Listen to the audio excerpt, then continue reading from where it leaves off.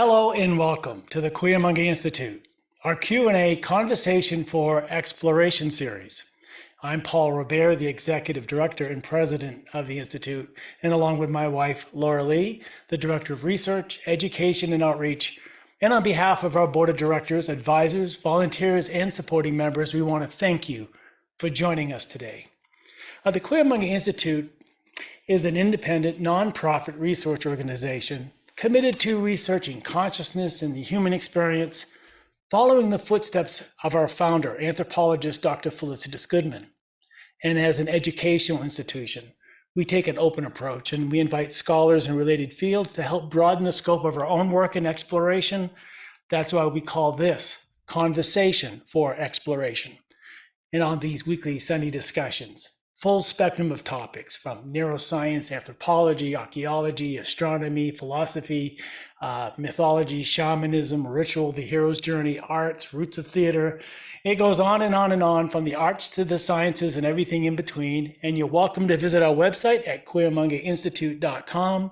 All of our presentations are free. And as a nonprofit, of course, we invite you to become a supporting member. And we want to thank you, the community members who continue to support the mission of the Cuyamonga Institute. Today, we're going to embrace the world of dreams. Dreams are a universal part of the human experience, but they also, by nature, are subjective and personal. So how can we understand dreams beyond the vague memories that we have when we wake up? And how can we study them scientifically and answer the questions, why do we dream? Are they simply your brain's way of sorting through information? Are they a reflection of our innermost desires and struggles? Maybe dreams are also a means of sharpening our problem-solving skills. And dreams may assist us to feel our suppressed emotions. And what about lucid dreaming? Knowing about dreams while we're within the dream. For centuries, people have pondered the meaning of dreams. Early civilizations thought of dreams as a medium between our earthly world and that of the gods. And for most of history, these explanations were rooted in spiritual beings outside of ourselves.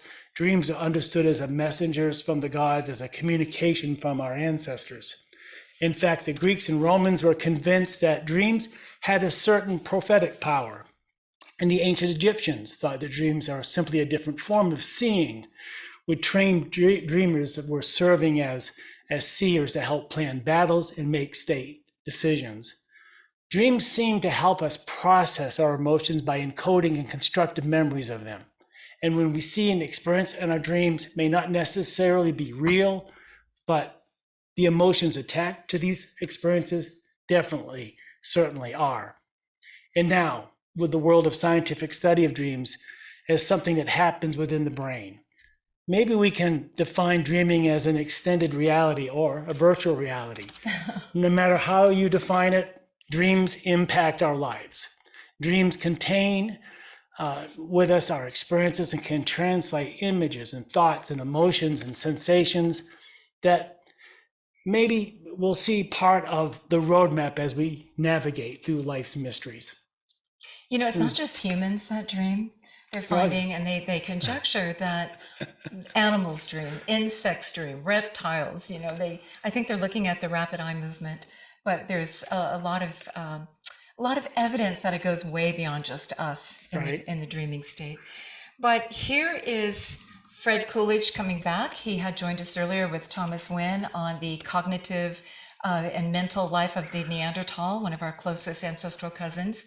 And so we will look at the cognitive development of dreams. He says, hey, when we came down from the trees and slept on the ground, that was a big stride.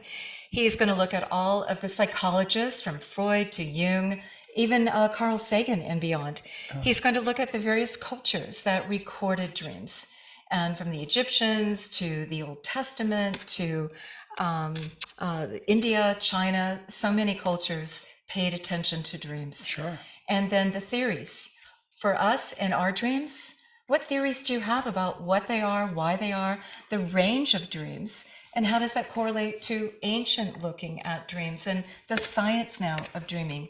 Can that support that? What is it about dreams that serve us? You mentioned a lot of ways that dreams can benefit us in terms of resolving emotional stuff. So let's welcome back Fred Coolidge, his 13th book, The Science of Dream Interpretation. Oh, this is a juicy one. You've covered everything in your book. I don't know, everything in your book. So what a fascinating read. And welcome back, Fred. We're going to have to turn your mic on. Yeah. Thank you. I was delighted to see that you dedicated this book to your father, Paul, and your mother, Dolores, and you said they went out and bought me any book I ever wanted. How did that impact you at such an early age? That's interesting. We were not a rich family. And so it wasn't any book I ever wanted. I had to really want the book. But they had no problem sacrificing, saying, okay, if you really want that book, you got it. So it was fun. And one of the first books I got was God's Graves and Scholars, a classic anthropology book. And I was fascinated. And that was like 5th grade. I was 11 years old. So it was a nice journey through all kinds of topics and disciplines. Yeah, my mother took us to the used bookstores and we could go pick out books, but then my dad wanted us to do reports for him on them. So we selected carefully on those. But so you've got quite the journey. Dreams have been a part of your quest from an early age. Do you want to describe from your childhood to your academic career to your work in psychology? Dreams have been a part of it. You've been exploring dreams for some time. Recount the journey. My chief discipline is psychology, of course, and I was fascinated when I was lecturing in general psych, where I have to lecture on everything over the semester. Alfred Adler, who was a contemporary of Freud, and Adler had an interesting idea. He said, we have this one aspect was fictional finalism. So we'll have these ideas very early, and they're actually fictional, but they then shape the rest of our lives. And part of his fictional finalism was dreams and your first memory. So he would say that your first memory might help shape the rest of your life. And so it's clear that my first memory was always a nightmare that I had. And when I checked with my mother later, maybe I had to be 23 months old. And I had this nightmare of picking up my baby brother at the hospital. And I just remember being in this dark hallway and going around the back of the hospital where the garbage cans were. And so I don't know, maybe I was 7 years old, and I said, hey, I have this nightmare that I remember. And she said, well, you must have been 23 months old. We did go pick up your brother. We did go to the back of the hospital. We were by all the garbage cans. And we were in a big dark hallway waiting for me to get out. And your father and your aunt were going to pick you up. And so I thought, wow, my earliest memory is a dream. And then I end up for my master's degree and my dissertation working in EEG labs and doing dreams and sleep. And so I thought, wow, how interesting that earliest memory ended up shaping a lot of my adult interests. You started a dream lab for your dissertation or something. You were starting your own dream lab. How with borrowed and recycled materials. Yeah. How did you pull that one off? Okay, I was in college as undergraduate. And I was flipping hamburgers for Whataburger. And I decided, Kentucky Fried Chicken paid more, $1.10 an hour instead of $1 an hour. So I went to work for Kentucky Fried Chicken, but my major was psychology. So I was looking for jobs on campus. Mm-hmm. And so I saw a job for walking rats. They had implanted electrodes in rats, and they wanted to see what sleep deprivation did with rats. And I don't think they could get that thing through the Institutional Review Board now, torturing these rats. But so I would go at 11 p.m. at night and walk the rats to sleep deprive them. Then they had people during the day, but at least I had a psychology job. Yeah. And then I saw a job. I thought, well, the rats weren't that interesting to me, and I didn't like torturing rats. So I saw a sleep lab job open, and it was a NASA sponsored. They wanted to know how would astronauts in space, could they alternate their sleep patterns such that maybe when they're arriving at Mars, they need to stay awake for 2 days. Could they do that? Can we alter human sleep patterns? And so we had these two big isolation booths, like little apartments with beds, and the EEG electrodes would come through the walls, and we would monitor sleep. So that was one of my undergraduate sleep jobs. And so I was working for that fancy lab. And by the time I got into graduate school, I thought, well, I'd like to continue this sleep work. And they said, we just got a brand new EEG machine. And I don't know what it cost back then. So you can have the old one. Oh, yeah. So I got some friends, we got a dolly, we pulled it down the stairs, we walked it a mile to the new psychology building. My professor had a fleet of rooms. I moved it in there, punched holes in the walls, set the whole thing up. So it wasn't really a dream lab, but it was a sleep lab. But I was interested in the aspect of dreams and memory and things like that. And so I did that for my master's degree and my dissertation. What did you find? What was the key insight? Well, the master's degree, my PhD advisor said, I wonder if you can learn during sleep. And so we had people. Like languages. Yes, exactly. We were trying to teach Russian. And so, and I forget the word for table, but we would put it on a tape recorder, like whatever the Russian word is for table, Torgovets, table, Torgovets, we'd play it 20 times. And I'd play it through their headphones, but I'd watch to see what sleep stage they were in. So if I saw alpha waves, which meant they're awake, but their eyes were closed, I'd shut it off. And so we found they could learn during sleep. It would take 20 trials to learn one word. And there was a 5% chance, 5% more than chance that you'd retain the word. So I came up with the idea you can learn during sleep. It's not very efficient. You probably just ought to sleep when you're sleeping. And when you wake up, and if I say Torgovets table, you've learned it in one trial. So a very inefficient way of learning, and nobody's ever mastered it. And anybody that would say, oh, you can learn during sleep, it's hype. You ought to sleep when you're sleeping and save learning when you wake up. Yeah. I was surprised one night to realize I was dreaming in French after taking a lot of French. I was like, really? Oh, yeah. Yeah, interesting. So you're tell us about yours and Thomas Wynn's work with Homo erectus, coming down from the trees 2 million years ago, and how you surmised that had an impact. Yeah. You remember that I had never taken an anthropology or archaeology course. I was always too busy with other things. But I wanted to. And so I sat in on one of his courses, and it was just the story of Homo erectus, who evolved around 1.8 million years ago, related to Lucy, but the brain size went up to about 70% of our brain size. So this dramatic increase, over double brain size increase at 1.8 million years. And then erectus persisted maybe till 100,000 years ago. We had versions of Homo erectus. So I was sitting there in class, and I'm listening to some things and not listening to other things, and he's blabbing on. And he said, and then we came down from trees. And I was like, what? So Lucy slept in a nest in a tree 3 million years ago. At 2 million, we were already 6 feet tall, 140 pounds. The males were anyway. I always say to my students, you know why that pisses me off? Because now 2 million years later, I'm 5'8".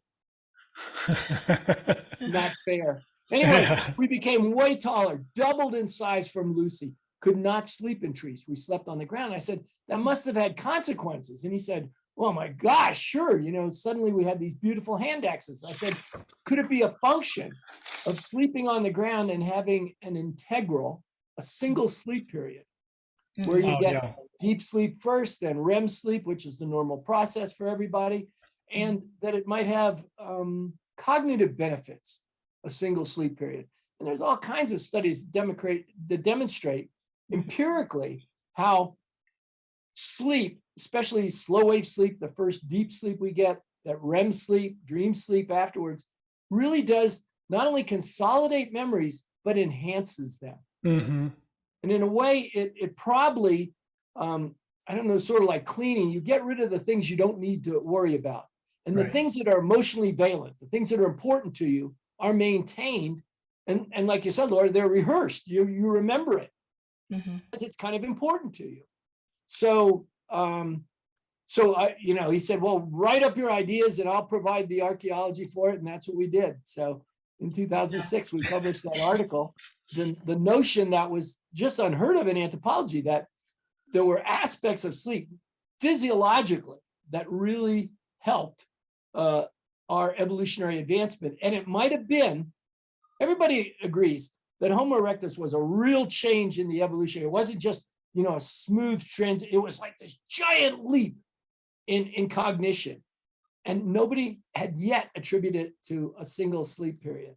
And so that's what we did in that article. Do you think that the first humans, the first in that ancestral line who could actually talk, were sharing their dreams, sitting around that campfire, sharing their dreams? Wouldn't that be something that you'd want to?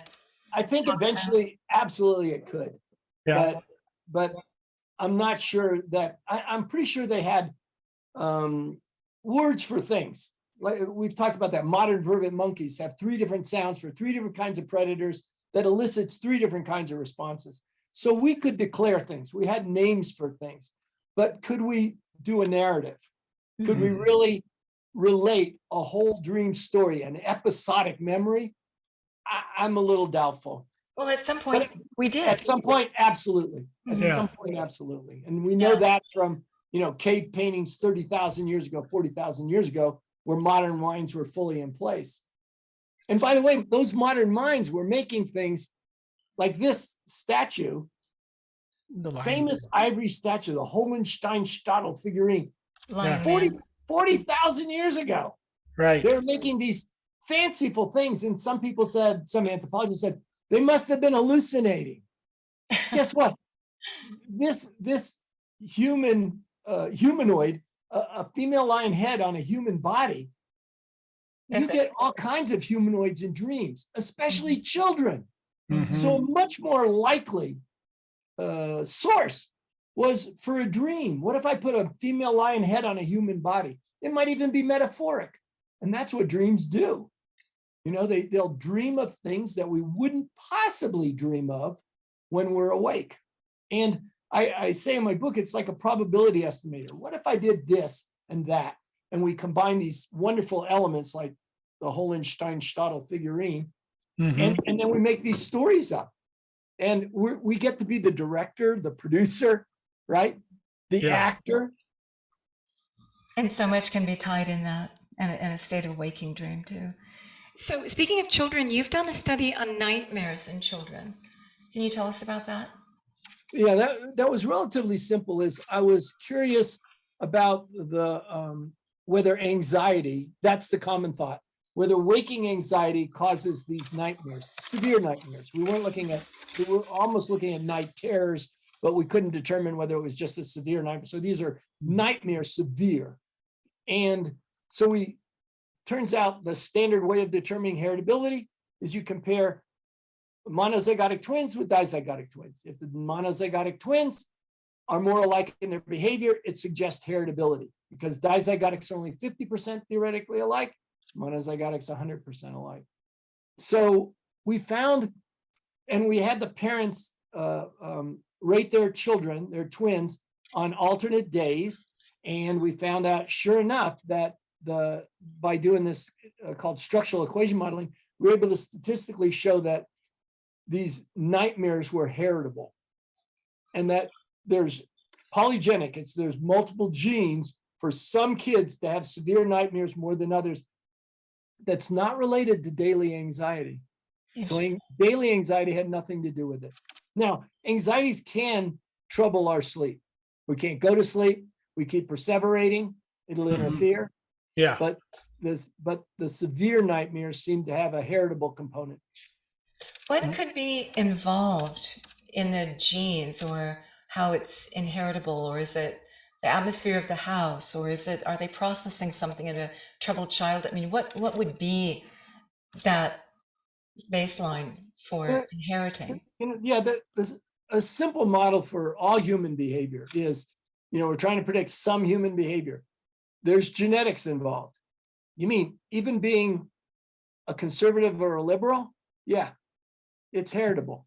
and you have environmental experiences. Mhm. You have the common environmental experiences of my brother and I grew up in the same household, Mhm. so same socioeconomic status. And then you also have unique experiences because he was 2 years behind me in school. Nature So, versus nurture. so there's, so I'm a member of the Behavior Genetics Association also. And so they always start with a joke, right? And they started with this joke. Here's all these behavior geneticists, sophisticated people, especially statistically. And they said, there's some people out there. This is how they started the convention. There's some people out there who think there's some behaviors that aren't genetically based. Everybody guffawed and laughed. Oh, that was so silly. So there really is more evidence that we have a genetic predisposition to be the way we are, coupled with our environmental influences. And there's no complex human behavior without some sort of genetic predisposition. So undoubtedly, Laura, that environmental will play a role, in having a nightmare or having night terrors. But it looks like there is a genetic component for those kids who tend to have them more than others. There's also shared stories of typical kinds of dreams, like arriving at school without your books, or not having your clothes on, or whatever, the homework done. But is there really a universal meaning? It's individual meaning, even though we seem to have these shared experiences. I constantly have this dream of hosting a workshop with our institute, and this student sitting around waiting for me, and I'm late and I can't find my tools. I don't know what I'm doing. The anxiety of it all, and it's very specific. I did not know that. You've never shared that with me. Yeah, so it's in fact just recently. So it's a constant, like waking up. But coming back to that, yeah. Oh, remind me where we just left off, because I'm going to forget. But I want to answer Tony's question. Okay. Yeah. We're going to get there anyway. We're going to get there anyway. So, there was a award-winning mathematician teacher on our campus, and he did some kind of Fibonacci numbers. I don't even know what they were. Anyway, I had heard that a lot of mathematicians end up solving some of their problems in dreams. So I went up to this guy and said, "Hey, Gene, have you ever had that dream?" Yeah. And he said, "Never. I've never solved a problem mathematically in my dreams." But he said, "But I think of the most wonderful problems." Yeah. And it's just the other side of the coin. And one of the most famous mathematicians of all time, Ramanujan, an Indian fellow, died at the age of 30. The Man Who Knew Infinity, that book was about him. He said all of his theorems came to him. And he hadn't been trained in doing proofs. So the theorems would come to him, and he said, "Oh, this, our family goddess sends me these wonderful theorems, and it's for other people to end up proving." Yeah. Well, wasn't there the gentleman who invented the sewing machine and the needle and how it was going to work, and the Elias DNA Howe. helix, and there's so many discoveries that are credited to dreams. And I have to say, Paul, that you have often, when you had a conundrum or something to solve, you wake up with it and there's the solution. So. Well, Woody Woodward, who has been in our community for quite some time, shared with us, who is a physicist and worked with NASA on He's an engineer, and he also calls himself a physicist, and he worked on the Hubble, and he came up with the solution to the problem of Hubble in a dream, right? That was and part he of says, "I don't know where it came from." Yeah, he came up with 3. Yeah. Since you quoted, important to note that, like, Mendeleev came up with his periodic table in a dream. Okay. Yeah. Now wait a second. The physicist engineer you're talking about, Yeah. Mendeleev, they've spent years and years and countless hours thinking about this during the daytime. Yeah. So when it comes to them in a dream, it's not like coming to the average person. You spend a lot of time on it. Preparation. You have to have the expertise. Yeah. You fill up your intellect and your mind with all of this, and then it just kind of falls into place, and eureka, right? Yeah. So for the benefits of our watchers who don't have access to chat, Tony, would you repeat your question that you put in the chat room? Yeah, certainly. It was an observation, and I was wondering to hear more about the nature of this. And as an undergraduate, I was working for a semester and a summer at a MIT Harvard facility, and I was assigned to work with technicians to try and figure out how to make this state of the world's most complex then radio telescope work. It could not point. And so I've been working on it for about 2 months. And then one day I woke up and I knew the answer. I even knew what the equations looked like. Mhm. And I drove to work and told my boss. Now, this is something that the faculty of MIT and Harvard had been puzzling on for over a year. Wow. And this just came to me. And there's a little bit more background, but a little bit more magic happening. But this is the fundamental story in question. And you mentioned Woody's experiences. Yeah. And there are other times too when something which I put my attention on, somehow or another things sort out in a dream. Little paths or connections may be formed. And I'd love to hear I love Fred's discussion, and I'd love to keep on hearing about this. It's very interesting to me. Yeah. Thank you, Tony. Yeah. And I'm wondering if you put yourself in a position, are you calling out for Right. that? Are you Good. Here you- opening up your pores? Well, I think Fred, you make a good download. point that there's Yeah. preparation involved. I mean, with that's true for Tony you being too. an astrophysicist who'd done all the research and the homework and analyzed and participated in the scholarship of his profession, provided that foundation for these type of experiences to come about, right? That's right. That's right. And Yeah. what about, In this case, that there was some accidental knowledge that had come to me a couple of years before that fit in perfectly. Again, a very, very unusual sequence of how things happen. I could tell that story if we have time later. what an interesting Yeah, let's do that later. coincidence too, Yeah. to have the prime the pump, right? Yeah. There's a psychiatrist, Ernest Hartman, who wrote a book, I think about 1999. I think he's passed away since, but I got to see him talk at American Psychological Association convention about his book.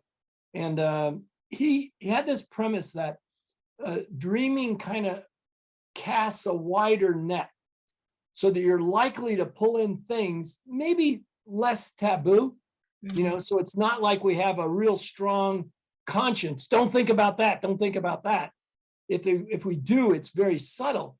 But I've had students, of course, come to me, usually after I talk about dreams in a general psych lecture, and big rough guys, and they come in and they hedge and I want to talk to you about a dream. Yeah.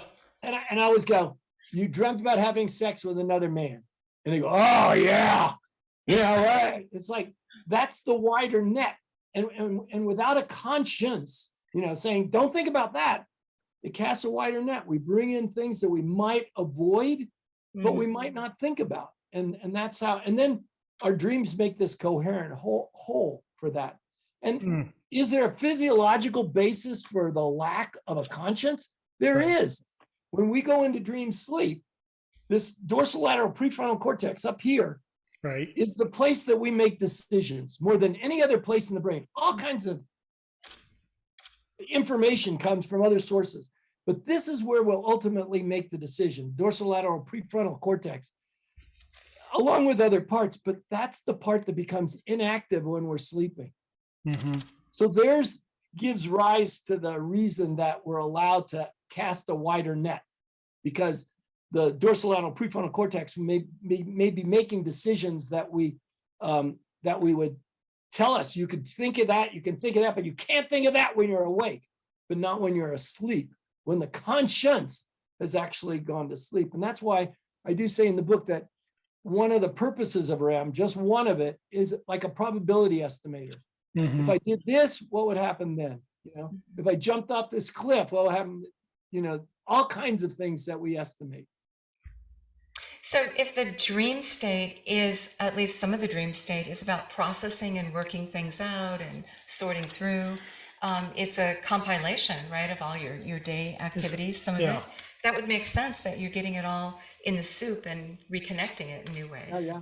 as well, I would think. So it's really Well, also about your health. I mean, it's a contribution to overall. I wonder if there's been studies on longevity of people who have proper sleep and the dream connection or whatever. It'd be something that would be interesting to follow up on.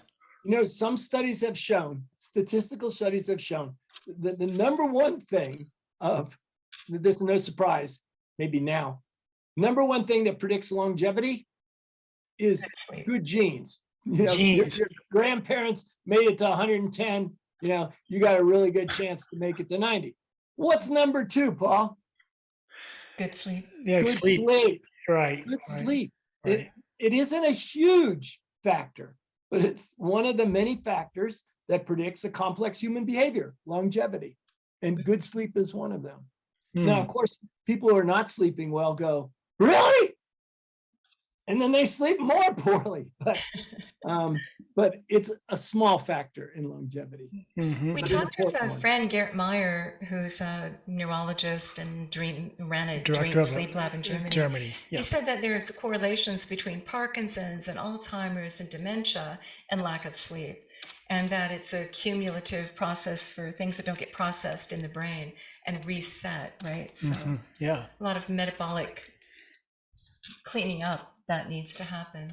So that would make sense. Set yourself up, right, for a long Paul, time. I said I'm going to forget. Let's come back to what you were talking about. Well, Did I you was forget talking about, also? yeah, because, if you go, let's say you go to the web and you go into a search engine and you say, I want to find out the meaning of my dream. And there's all these websites and all these people claiming that there's universal meaning to symbolism in the dream. And at the same time, is it just, there's the individual meaning for you, but can it ever be distilled to such broad understandings as what's claimed, that if you dream of a butterfly, it means this. If you dream of this, it means that. I mean, there's so much of that out there. It's pure entertainment.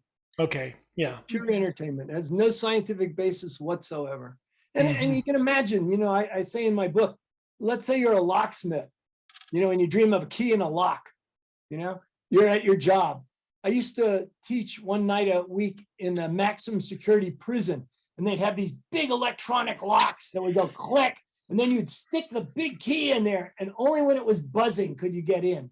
Mm. So an inmate dreams of it, a guard dreams of it. What would Freud say a key and a lock? Sex. Yeah. Sex.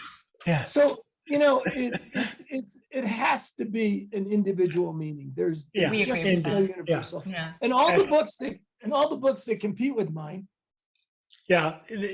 Thank you. The Science of Dream Science, Interpretation all by those, Dr. you Frederick. just go on Amazon. You'll see nothing, no offense. No offense. They're trash.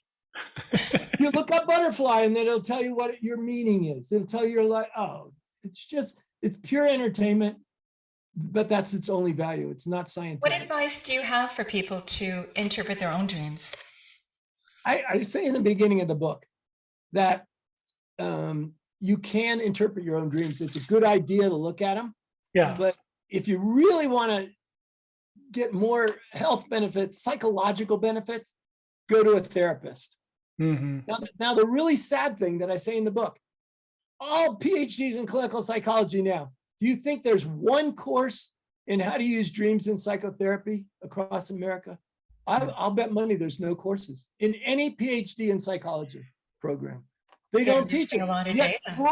Freud, started the whole ball rolling. He called himself a psychologist, not a psychiatrist, with the interpretation of dreams in 1899 when he wrote that book. Carl Jung, that's as popular or more popular on college campuses than Freud. Dreams, but it's like a forgotten.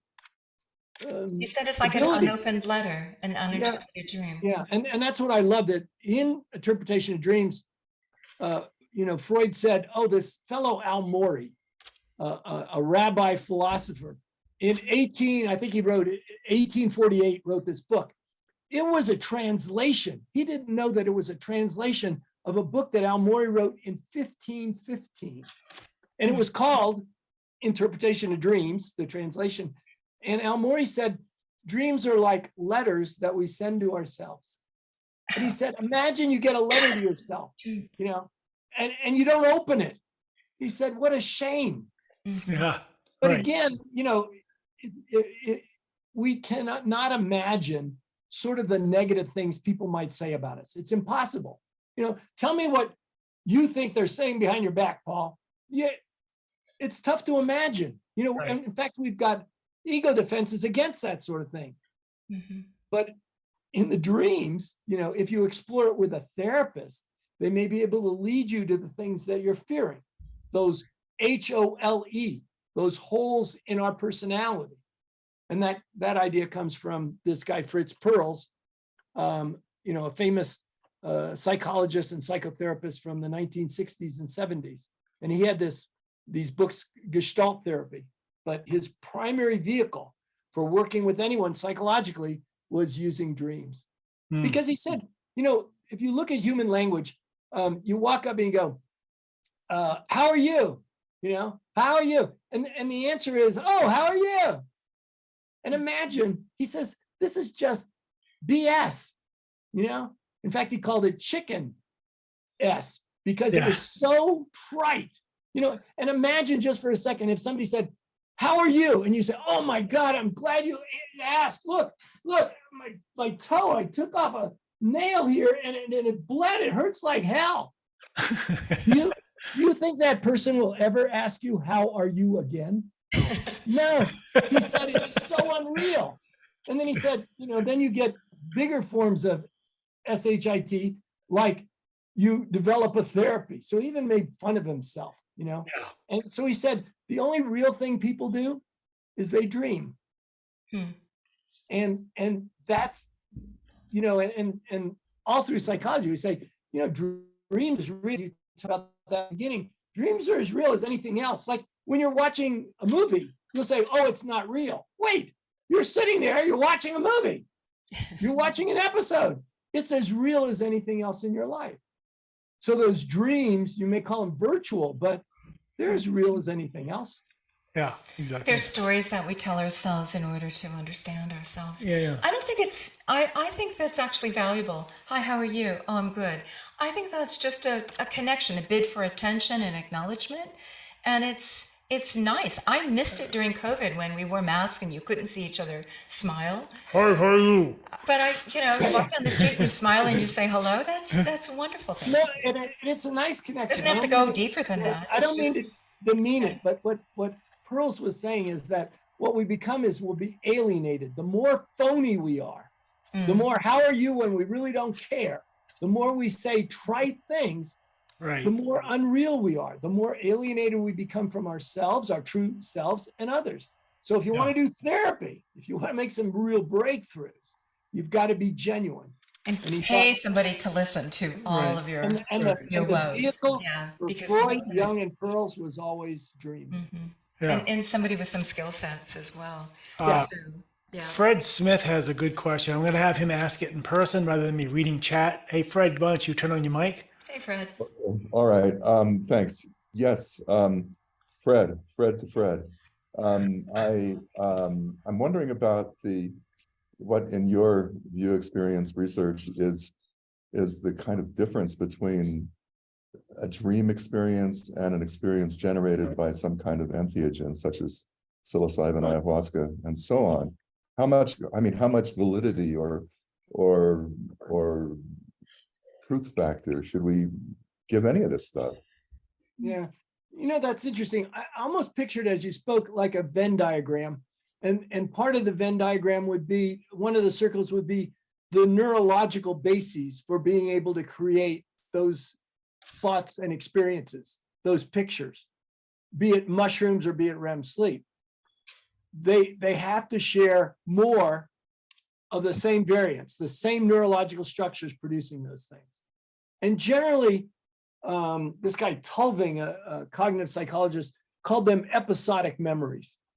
So they weren't like just learning a word, a declarative memory. That it's an episodic memory is very different than semantic meanings or declarative meanings. And he also suggested that the neurological basis is different, and that is probably the parietal lobes making these pictures where we form images. We have, input from the occipital lobes where primary vision is. but the picture occurs mostly in this parietal region with input from lower brain structures. And from whence do those visions come? It's not from the eyes, it's not from the optical apparatus here, it's from some other source. Yeah, and that's what they call episodic memories. And it's still kind of a mystery because we don't have really the physiological sophistication to examine how those episodic memories are created. But we know, like transcranial stimulation, things like that, where we can stop areas of the brain, we know that certain areas are more responsible for those pictures than others. So I would say the psilocybin imagery, the story, is very similar to REM sleep.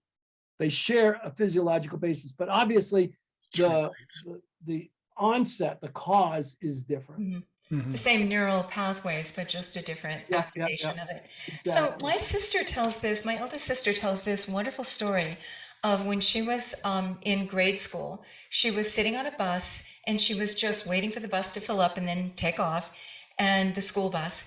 And she's looking out the window and she has this vision of a boy that she knew on a red bicycle come and want to cross the street in front of the bus, but a car almost hit him and he stopped short just in time and then moved on. And that caught her attention. And then that's a vision. And she said not more than a minute later, the boy, just as she saw, comes along in the red bicycle, stops the car exactly as her little vision happens. So now we have prophetic dreams. And I'm wondering where that comes from. You also spend Fred. big chapters. Don't go away, Fred, because Fred's going to talk to us about divination of India on the 18th, right? I'll bring him back up. Okay. So Well, let's talk about the you have science. whole chapters on the prophetic dreams that were recorded in other cultures, from Egypt to China to India to on and on. The Bible has prophetic dreams. Okay, well, How let do me you interpret those? let's start with the most likely possibility, okay, is that we might have 10 dreams a night, 10 REM periods, okay, times 365 nights a year that we dream. So you've got 3,650 things that you've dreamt about. Now, one aspect of the prophecy is, I have a friend who can remember, we were in Zion National Park, and he can remember that Saturday night what he had for dinner. How can he do that? He choked on a trout bone. We thought he was going to die at the table. Oh, right. Okay. What he had for breakfast the next morning, he didn't remember. So the way we remember things is through its emotional valence. Things that turn us on, things that excite us, things that make us anxious create a stronger emotional valence. Things that have no emotional valence, no emotional attachment, big no, we forget. Yeah, we only have so much room in the memory. So right? Here's one aspect. You've dreamt 3,655 things through the year. 1 out of 3,660 comes true. And you go, oh my God, it came true. Well, what about the 3,000 things that didn't come true? Well, she was away. So what happens? When this happened. Okay, but what you're doing is, remember, REM is a probability estimator, casts a wide net. This dreaming is a continuum into awakened consciousness. So we see a kid on a bike, we see a bus coming. We're a little worried about children, right? Is it so remarkable that she would think, ooh, what happens to that bus? And then it happens. It's not that remarkable. It's not out of space stuff. It's a probability estimator that we do when we're awake, expectations, and we do when we're asleep. She will reserve the right not to agree with you, because it was a very profound moment. Well, let me just say one more story, Fred, just because just to follow that follow up on that. And that was when Laura and I first met, we started dating, and I had a dream. Oh, yes, I remember Yeah. this one. Yeah. I had a dream. And so I told Laura about the dream. I said, I just had a dream last night. She said, what? I said, well, I dreamed that I was driving and somebody runs the intersection. Laura says, oh my God. And would hit me. Yeah, Laura So I says, said- I'm not riding in the car with you. I said, no. I said, it's just a dream. Literally 2 days later, I'm green light coming up the intersection and smash, somebody runs a red light and hits me. It was like, it's one of those things that's very hard to dismiss just purely on the theory that you just laid out there, that something happened previously that is no way that I could have had that connection 2 days later to what happened. And I'm very glad I took it seriously. And Laura didn't ride in the car with me because of it. Yeah. Until after. Until after I get hit. This is, okay, now I can ride with you again. Well, I do in that chapter go from, like Abraham Lincoln dreaming and written in some place that he would get assassinated. He was walking in the White House and he saw a coffin. They said, what happened? And he said, the guard said, oh, the president was assassinated. But you're president of the United States. Is there a chance you'll get assassinated? It's a high probability. You're driving cars. Is it a probability that you'll get hit, or do you just drive around? I don't mean to completely dismiss it, because I go from, I believe that you can explain it mostly through probability, all the way to the concept of synchronicity. And that was Carl Jung saying there's connections in the world that we haven't yet established many coincidences. So his best synonym for synchronicity is a meaningful coincidence. And what you just related, Paul, is a meaningful coincidence, right? That she wouldn't ride it. That's a very meaningful coincidence. But again, I think, we don't want to go to that, to take that explanation first. I think the simplest explanation that REM is a probability estimator. We do lots of things in dreams that don't come true. When they come true, we remember them very, very well. It's interesting, though, Sister has vision, then it happens exactly, or so she reports. You have a vision in the dream, and then it happens 2 days later. So that synchronicity, coincidence, whatever you want to call it. It convinces us there's more to it, And I'm glad I listened. Yeah, But, I want to mention one more thing before. Sure. Well, Fred Smith has to leave, but I just wanted to mention that Fred is going to be coming back on the program. We're going to do chapter 2 of the discussion, part two of the discussions on divination of India, coming up. So and I wanted to follow up on Fred's question as well from the perspective of trance states. This institute was founded by Dr. Felicitas Goodman, who did research into worldwide indigenous cultures, looking at what is this phenomenon of trance, that these waking dream kind of experiences that people have, and how that correlates to what we think of as dreaming in our sleep. We call it a waking dream. So there's some kind of avenue that seems to open up. Something seems to happen there. So I don't know whether that's an avenue that you've touched on in your research as well, but I wanted to also bring that into the discussion. So aside from the hallucinated plant medicine, even the natural physiology having the ability to have these kind of alternate states of consciousness experiences. Absolutely. And remember Ernest Hartman, dreaming casts a wider net. Yeah. These drug states, they just approved psilocybin in Colorado. These induced trance states, these induced thoughts, it's casting a wider net. Invariably, it casts a wider net. It's interesting that drug Datura, one of the most dangerous drugs in the world, because almost universally people who take Datura think they can fly and they jump out of buildings. So that's why it's dangerous and they die. But it's still a thought. It's still induced. But I say that, and it estimates things like, I wonder if I could fly. So I think there's a great similarity between those trance states and dreaming.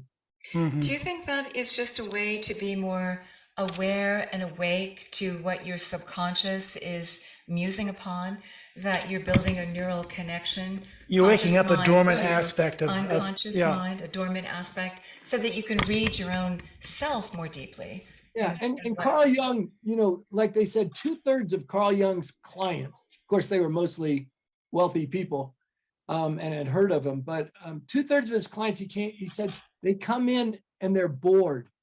Their chief problem is boredom. And he thought that's because They weren't in contact with all these unconscious forces, all these things that, and he said brilliantly that our mind's like a million-year-old museum.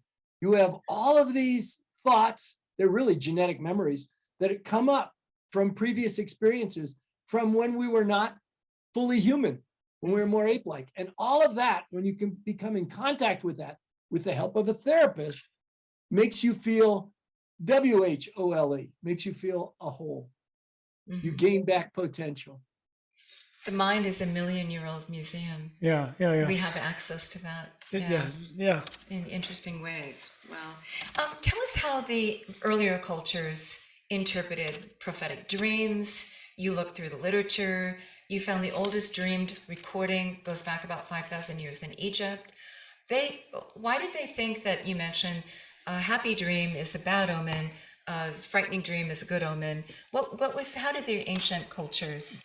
Well, again, it might just be probability. If we take all people now and say, let's take 300 people in a general psych class and say, what did you dream about last night? And how would you rate the thing, positive or negative?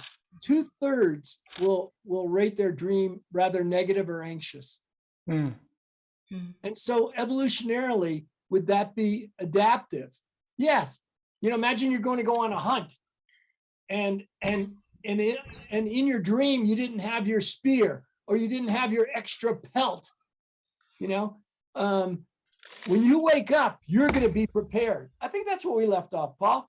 Yeah. Where I said, help me remember, is those anxiety dreams are evolutionarily useful because you will not the next day be naked. The Right. next day, you'll remember your spear. You'll remember your notebook. Freud wrote about it in 1899 and said in that Interpretation of Dreams, he said, I still dream 30 years later that I'm in a classroom and I'm not prepared for the final exam. Mhm. And he wrote about it, he called it the final examination dream. Right. So to relate that back, so there's an evolutionary advantage of not just being purely happy and getting everything you want in a dream, that worrying about the future, worrying about how I'm going to line up the Hubble telescope, worrying about Mendeleev's table, wondering about the benzene ring, there's advantages to being a bit anxious and searching for solutions. So maybe Egyptians are just like us. Modern minds were in place 40,000 years ago. If you had a negative dream, which was more often than not, right? Interpreted as positive is trying to put a positive spin on negative dreams. Mm. That's Yeah. one explanation I'd have for Egyptians. Yeah. So Yeah. I also mentioned Rex brought up a good point. He said also the Aboriginal, the Australian Aboriginal Dreamtime experience, which goes even back further. yeah. Do you want to speak to that, Rex? That's a good point. Yeah. Yeah. Rex, are you available for a chat? They really pay attention to Yeah. it. Yeah, sorry. No, I was just also trying to do a little bit more because I was adopted by a Kayan Indian tribe in Sarawak. And for them, dreams are critical. The key thing for me, the difference between the Aboriginal dream time is it relates to their connection with the universe, with the planet. And it's not, in a sense, that there's no sort of anthropomorphic view. They don't see themselves separate from it. It's an incredibly integrative experience. And, that's why I wrote earlier on this whole thing about I keep forgetting the word actually, but I wrote about sorry, let me just, what did I, unconflicted, yes. The unconflicted action is when you act without reference to anything on, and often, this can come spontaneously in a moment and you act. So there's no reference point, but the action itself is incredibly appropriate at a level well beyond any other thought through a reaction. And I have to say, I've got a lot of time for the Aboriginal dream time and Indigenous dream time, because often it relates within the context of the universe, not in a more anthropomorphic me against. So it's always as a part of all reality, not as an individual within, separate from. I agree with that, and that seems to be our experiences as well. Yeah. Yeah. So So it's a wonderful way to. My last chapter in the book is what happens with dreams during COVID. But again, not surprising, they tend to be negative because we're worried. We take daytime worries and take them into nighttime. Some people are getting more sleep than ever during COVID, which is kind of interesting. But my last chapter is, how can you really use dreams in psychotherapy as a psychotherapist? Sure. And what I found is, it's sort of a Jungian technique in that we have unconscious issues, and that's why we're unhappy. And you go into therapy and you say, I'm unhappy. And so often people say, well, I don't know why I'm so unhappy. You know, I'm unhappy with this, unhappy with that. I've got situations I'm unhappy in, and so the idea was that something's missing and we haven't solved some unconscious issue. And that was true for Freud and Jung. And so you just, part of a dream, which is a letter sent to yourself, you can just use some part, and like spokes, this is a metaphor that Jung gave, like spokes to a wheel. All of these spokes, all these images in the dream will get to a central unconscious issue. Mm-hmm. And by raising that, almost all therapies work, awareness per se is curative. If you finally say, oh, that's my problem, I think that's my problem, and you put your finger on it, you dream on it, you sleep on it, you think about it during the day, you feel more whole, you start to heal. And so the job of the therapist is to bring up those unconscious issues. And so what I found is in these dreams that I'll have person-related dream, and I try not to be a voyeur. I try not to go, what happens next? What happens next? I just use part of the dream and use that snippet to see if they can relate it with a little bit of pressure from the therapist, that's me, this intentional pressure to raise some unconscious issue. And what I found remarkably is that even tiny snippets of dreams can relate to an unconscious issue. Maybe not the unconscious issue, excuse me, but one of our unconscious issues.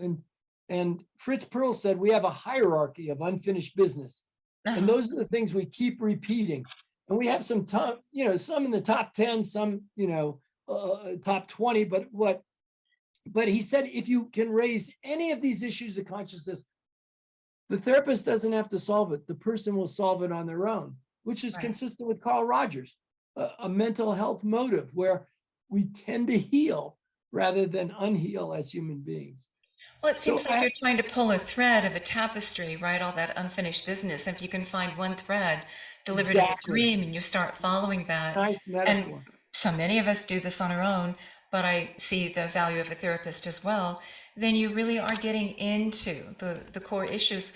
I also find that I appreciate the mythopoetic language that our soul speaks in, that mythologies and folklore and the stories we tell each other, they are true, not literally, but they're literate. They're true in that way that they are showcasing those human values and challenges, and then asking us to pull deep in ourselves to bring it to the table and take a leap across the abyss, right? I mean, all of that is such a beautiful and Laura, you said, language. you said, when we say hello, how are you? We're just trying to say hello, even if it's trite, even if it's simple, even if we don't really care understanding, and it's kind of negative to look at it as, chicken crap, but at the same time, dreams are another way to do it. Instead of how are you? In fact, I dedicated my book to my brother. And this time, and I said, what's great is, since he knows I've been working in Dream Labs for 40 years and thinking about it, he'll say, hey, bro, let me tell you about my dream. And I don't interpret it. I just listen to his story, And I'll say, as our mother always taught us to say in contentious places, isn't that interesting? So, I'll say to my brother, wow, that's cool. You dreamt about your old Volkswagen. Oh, that's cool. You dreamt about this. And then he'd say, what did you dream about? What a great way to start the day. What did you dream about? It's like unfolding that letter to ourselves. And it doesn't have to be any heavier than that. It's just a great way to relate. But imagine going into therapy and we had this professor for 3 years in our department. Nobody knew anything about her. She taught and went home, and she left us after 3 years. Nobody knew even if she was married. That's how close she was, right? Mm. 2 years into that, I'm walking down the hall and she goes, "Oh, Fred, I had this dream of this Vietnamese frog without legs." And I'm like, "Oh my God, we know nothing about you, but you're willing to share something that intimate, a dream." And it was her way of saying, "Hello, how are you?" Mhm. Which I thought was beautiful.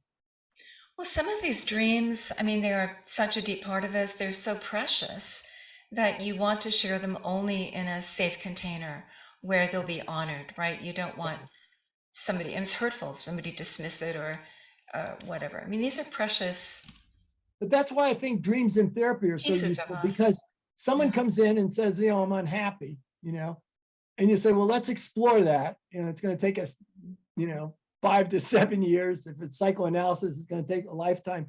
But you say, "How about let's start with a dream? What's the most recent dream you've had? What's a recurring dream that you've had?" Oh, I have a recurring dream. People will start with a recurring dream. You don't even know me, Lauren. You're willing to share it. So imagine we're in therapy and I say, "Laura, tell me about your issues. Tell me about what I'm making. How about this? Laura, have you had a recurring dream?" "Oh, yes." Oh, yes. Okay. And then as a therapist, I'm thinking, what are unfulfilled issues for Laura? What is her unconscious trying to tell her by poking her, saying, "Think about this, think about this." And it can be tangential, it's think about this, think about this. But ultimately, it establishes rapport in therapy. I'll tell you my recurring dream, and I'd like to hear your Okay. analysis. So we had this beautiful wolf Malamute named Chance, and he was just such a wise being in a fursuit and such a wonderful companion. Went with us everywhere. Went to the office.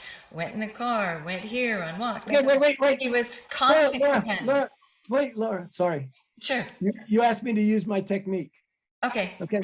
If I went on, I'd be a voyeur. Oh. I'm sure we all want to know the end of this story, but I see. it would be, this is the way I consider it, unethical to listen to the rest. Okay. I'm wasting your money and time. Okay. Interesting. So what then is the next step? become the fur coat. Oh. What would you say?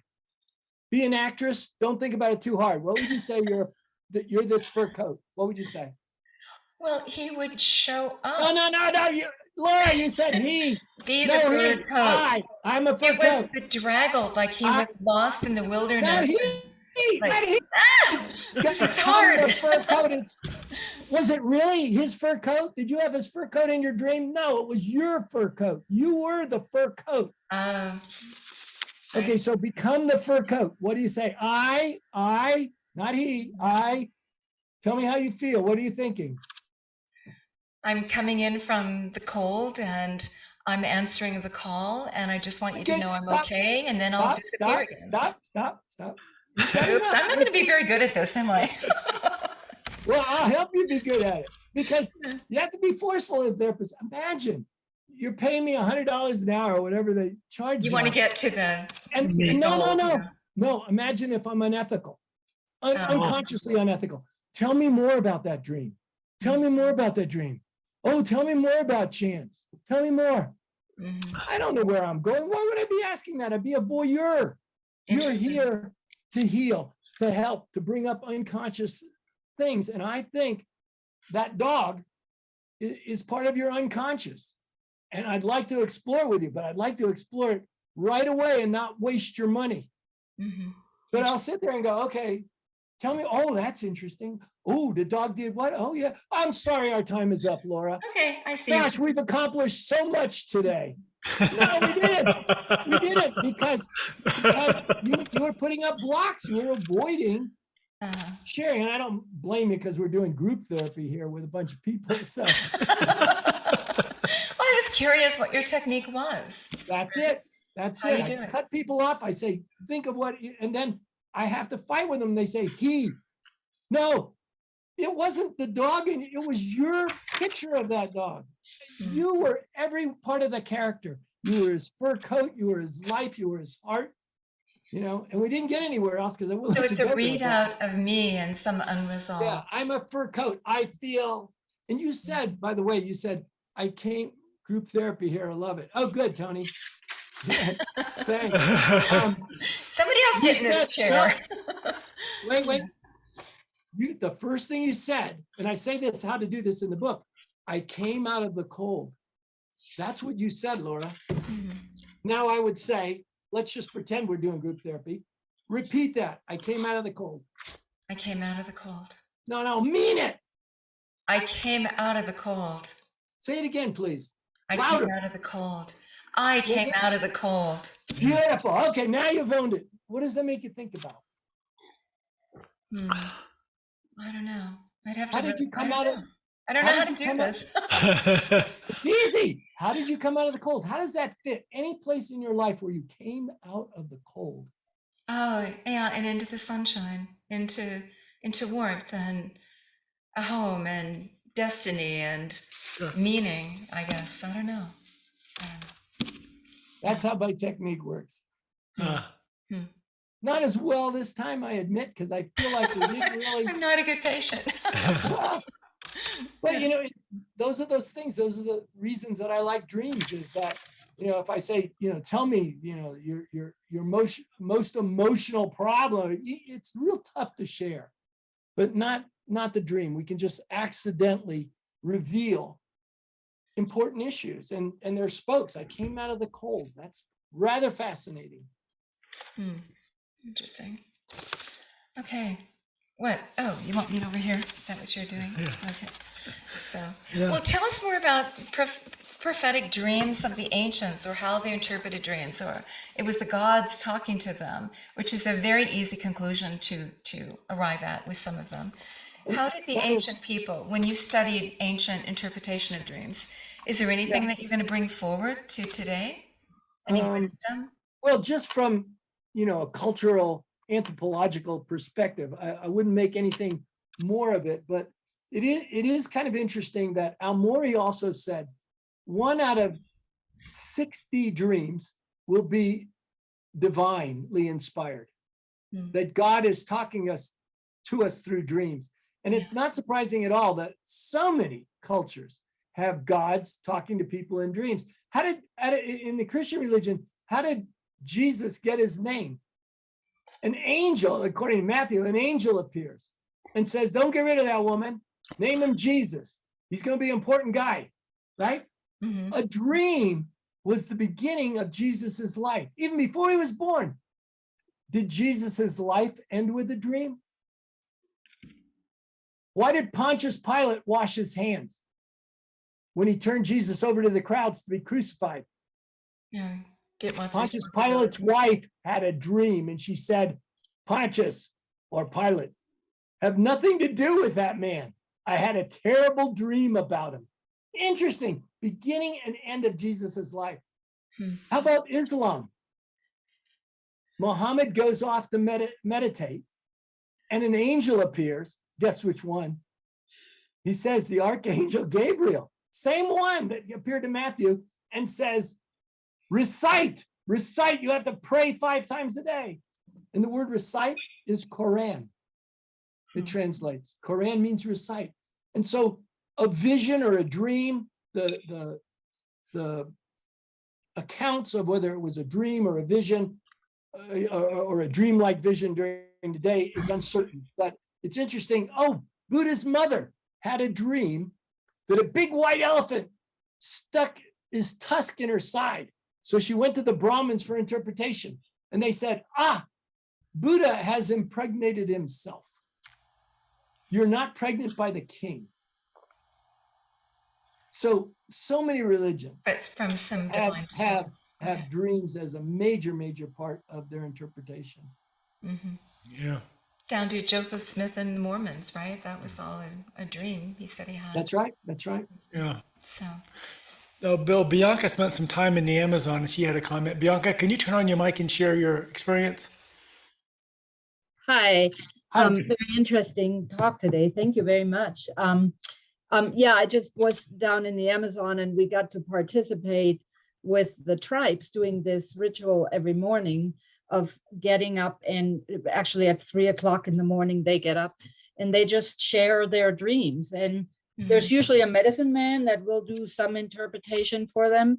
But I think amongst themselves, I mean, that was the case for us, but amongst themselves, they were really noting how they would have common elements in their dreams, particularly before oil excavations came in, and they they called it, I mean, they realized that something really profound was going to happen to them, because they couldn't really see that so much in their, their very confined reality. So I found it real interesting that they tap into the collective conscious and harvest that. Mhm. And then use the dreams to say, okay, now we're going to do lucid dreaming and go in and send out a message to the people up north and say, come and help us. So that I thought was another real profound way that they use dreams. You know what I find interesting too is that they would wake up early before we've had 10 REM periods. And there has been some research, not great research, but at least there's empirical research on the dreams earlier in the night, the content being different than later, like just before we wake up. And they, what I've seen is that when the more recent dreams when we wake up tend to be more maybe superficial, maybe trivial, but the other dreams may be deeper, tapping into the collective unconscious. So I love that idea that let's wake up at 3 before we're finished the rest of our dreaming, because you'll have at least another hour and a half of dreaming of our 2 hours of REM sleep. You'll have at least another hour and a half. They're just taking those first window pictures. And that's rather fascinating. Yeah, That it might mean deeper, more meaningful, more a collective unconscious, more of our evolutionary history, more of our 1 million year old museum in our minds. What happens when you chronically wake up at 3 a.m.? I've talked to so many people, myself included, where we just wake up at 3 a.m. Yeah. The thinnest of the veil, right? We say, right? Yeah. So yeah, that was a great experience, and we'll try to get dream groups going and just do that. But we're not so good at doing that very consistently with the 3 o'clock in the morning thing. Most of the time, we're happy for a good night long sleep. Yeah. Well, thank you, Bianca. That's a form of insomnia, by the way, Laura, just, not being able to sleep 8 hours. But as we get older, we're going to have more awakening periods. And when I was doing EEG monitoring, this alpha wave shows that you're awake. Everybody has those periods, but usually only a second, 2 seconds, 3 seconds. So we're not even aware that we have these minor awakenings. But as we get older, those awakening periods tend to be longer. And so people right after childhood, they're finished all their slow wave sleep, which is done by 3 a.m., by the way, all that deep, heavy sleep.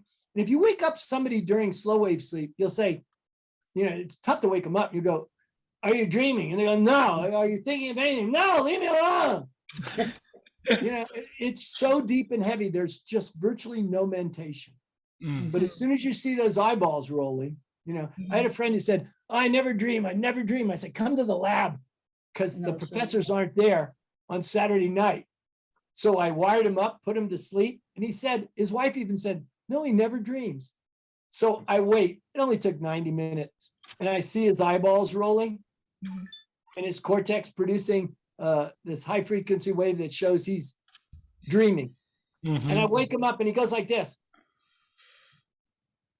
I said, why are you smiling at me, John? He goes, I was dreaming. Well, how can we better put ourselves in a position to remember our dreams? Thank you, Bianca. Yeah. A great story. You have some advice on this too, Bianca. How do we remember our dreams? Number one, Better. buy yourself a little pamphlet. Be prepared. Put a pen on there, and don't go to the bathroom when you wake up. Write it down. Write it down right away. It is such a powerful reminder. When I do this and I put it beside the bed and it says my dream book, I remember to write it down. Otherwise, as soon as we go to the bathroom, it's just like etch a sketch. You're going to forget. So and again, if you pull on one thread, you can often remember the rest of the dream. Right? I was doing a dream therapy workshop for academic credit. And it was only 2 weeks. And I said, everybody, I want you to put a book beside your bed and a pen or a pencil and write it down. And we'll deal with it in class. And just short of doing group therapy, but showing them how I could raise issues. Like I came in out of the cold.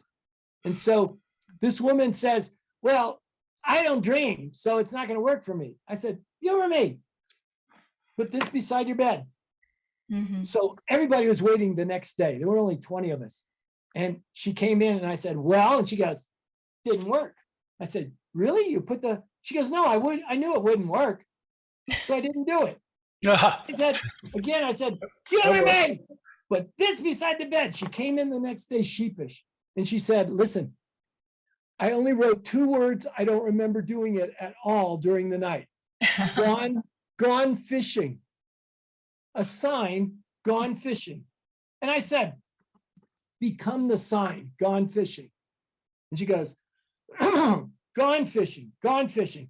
Just once, I wish I could put on my door, gone fishing. The kids wouldn't bother me. My ex-husband wouldn't bother me. And I later like, could that be a bit of an issue for you? Yeah, it was. Because she said her whole life, she was never able to not be the responsible one. Yeah. All from Sure. 2 words that she swore were in her handwriting, but she didn't remember writing it. Just from a 2-word Fishing. dream. That makes that An sense. open story- letter opened. And that Yeah. story, amongst many others, are in that chapter 10 of my book Yeah. on how it would actually work in psychotherapy. And as we age, you mentioned this a second ago. The people seem to sleep less. The number of hours of sleep, the chances of still getting the full 8 hours is less. And Laura's father was he was such a character, and he would always he says a nap in the afternoon is like money in the bank. And Like that. Yeah. And that was his voice. And Lester would take a nap every single day. Even he ran this company, his corporation, and he closed his door, lock it. His secretary knew, and he would just lay on his couch and nap. He said 20 minutes, and he'd be back and refreshed. And he lived a long, healthy life. And I said, well, maybe there's something to this napping idea. Yeah. Remember, longevity predicted by genes and good sleep. And Yeah. you know, Both. the human sleep pattern is adaptive. It can adapt to many different hours and things like that. But we all, throughout our lives, get slow wave sleep, Yeah. delta wave sleep, and we all get REM sleep. And the percentage of REM will stay the same. It's debatable about whether slow wave sleep diminishes in old age, but there's no question you still get it. Now, interestingly, Paul, I did a quick study of naps in the Mhm. morning and naps in the afternoon. Naps in the morning were invariably dreams. Naps in the afternoon were usually dreamless if there were 20 minutes. And Yeah. the closer to our bedtime, let's say 5 o'clock, 6 o'clock, there'll be slow wave sleep. I see. And so he's probably getting his slow wave sleep. I don't, when did he always go to bed at the same time, like 11 p.m.? He was a military guy from the past, so he always kept a schedule. Got up the same time every day, ate the same food, read the same newspapers, had His a routine. He liked his And schedules Unlike are Laura and really I. important. Yeah. We adopt, it's called a circadian rhythm, that sleep-wake cycle. And we are creatures of habit. So that's the best sleep we can get if we stick to, I go to bed at 11, get up at 7, or go to bed at 11, get up at 6, And you could go to bed at 11 and get up at 5 if you took that nap in the afternoon. Yeah. Okay. Interesting. I You're remember still going to talking get to- around. You're still going to get around 8 hours sleep. And some people are short. They don't need as much. Some people are long sleepers. They need 9 hours to be happy. I had 2 friends that were Ph.D., both clinical psychologists, and she was the grouchiest woman. And so we were talking about it, and she said, I go to bed at 11 with him. I wake up at 7 and I'm grouchy. And I Yeah. said, have you ever tried lengthening your sleep a little bit? She goes, no. No. So I said, just try it. They said it almost saved the marriage. Ah.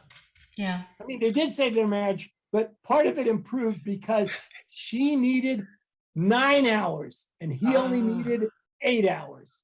Interesting. And finding that sweet spot of how much we need, because otherwise you get a sleep hangover. You're in bed and you're groggy and you wake up and you don't need that much sleep.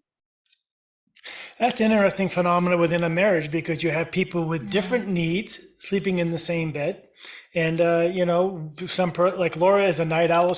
Laura's always reading and studying and her brain is on 1,000 miles an hour. And I'm not that way at nighttime. I'm the opposite. I wake up early. I'm ready to run and she's not ready to get up in the morning when I wake up. So we've always been able to try to balance that out. But that is a No, phenomenon. I say that we have our alone time. We're together 24/7, but he's got his little morning time free, Yeah. and I've got my little late evening free. Me and a cup of coffee in the morning.